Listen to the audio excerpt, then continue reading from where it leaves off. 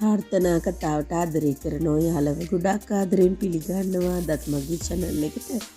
මුලින්ම මම අද ඔයාලත් එක්ක කතා කරන්න හිතුවේ දේවකට ළඟදිම සිද්ධ වෙන්න යන දෙයක් සම්බන්ධව.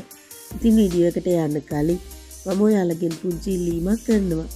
මගේ channel එක මුලින්ම subscribe කරලා එකතු වෙන්න කියලා ඒ වගේම like කරන්න, comment කරන්න, තවත් නොදන්න යාළුවෙක්ට දැනගන්න share කරන්න කියලා. මේ දේවක හැමදාම වගේ හැමෝටම ප්‍රශ්න ඇති කරන්න උත්සාහ කරාට එයාගේ ජීවිතේ කිසිම දියුණුවක් ගැනවත් කිසිම කටයුත්තක් ගැන වැඩි තැකීමක් කරන්නේ නැහැ. ඉතින් හැම වෙලාවෙම චේති උත්සාහ කරන්නේ යාළුවටත් කියලා අයියා හොඳ මාර්ගයට අරගන්න. අඩුම ගානේ රැකියාවකටවත් යන්න ඕනනේ.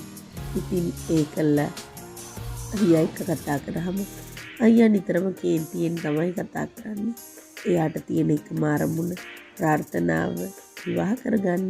ඒ වගේම යාළු කරගන්න උත්සාහ කරන එක. ඉතින් කවදාවත් ඒක නම් සිද්ධ වෙන දෙයක් නෙවෙයි. මොකද ප්‍රාර්ථනාට කරපු කියපු දේවල් හින්දා ඊයටවත්ම දේවකට ප්‍රාර්ථනාගේ කැමැත්ත නම් ගන්න හම්බ වෙන එකක් නැහැ. ඒක දැනත් හැමදාම ප්‍රශ්නවල පැටලෙන්නමයි දේවක උත්සාහ කරන්නේ. ඉතින් අරස වගේම හිරේ දාලා ඉන්නේ මාමත් කිසිම වරදක් කරලා නැහැ. ඒ උනත් දේවකගේ තියෙන්නේ පරිගැනීමක්නේ. ඉතින් මේ වෙනුවෙන් තමයි අතනම ওই හැම දෙයක්ම කරන්නේ.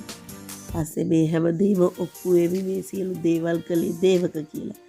ඉතින් කොහොමුණත් දේවක දැන් හැම නිතරම වගේ ප්‍රාර්ථනාගේ ප්‍රාසෙන් ඇවිල්ලා ප්‍රාර්ථනාට කරදරයක් වෙන එක ප්‍රාර්ථනාට කරදරයක් වගේම සහස්ටත් පුදුමාකාර හිසරදයක්.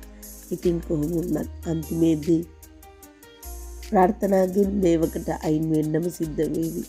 මොකද සහස්ගෙන් නම් ඒකට තේරුමක් හම්බ වෙන එකක් නැහැ. මොකද සහස් කැමති නැහැ දේවක ප්‍රාර්ථනා දිහා බලනවටවත්. ඉතින් කොහොමුණත් මේකෙන් බේරෙන්න නම් දේවකට හොඳ පාඩමක් උගන්වන්න වෙවි.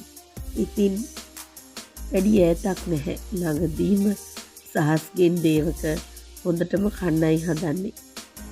අනිවාර්යෙන් සහස්ලා දේවකගේ තාත්තට සිද්ධ වෙච්ච දේ හොයාගනීවි. මේ සියලුම දේවල් වලට සම්බන්ධ දේවකයි කියලා ඔප්පු කරන්න ගොඩක්ම ඉඩ කඩ තියෙනවා. ඉතින් ඉදිරියේදී දේවකට පස්සෙවෙන්න තමයි සිද්ධ වෙන්නේ. මොකද සහස් නම් මේ කිසිම දෙයක් සැහැල්ලුවට අරගෙන නැහැ. එයා මේ හැමදේම ගැන හොඳ කල්පනාවෙන් නැහැ ගහගෙන තමයි ජීවත් වෙන්නේ. ඉතින් ප්‍රාර්ථනාට උනත් දැන් නම් දේවක ඇත්තටම තිත්ත වෙලයි තියෙන්නේ. දේවක දකින්නවක්වත් අනිවාර්යෙන්ම ප්‍රාර්ථනා කැමති නැහැ. ඉදිරියේදී අපිට බලා ගන්න පුළුවන් හොඳ කෑමක් සූදානම් වෙනවා ඇත්තටම දේවකට. ඔයාලට සුබ දවසක්. මම ගිහින් එන්නම්.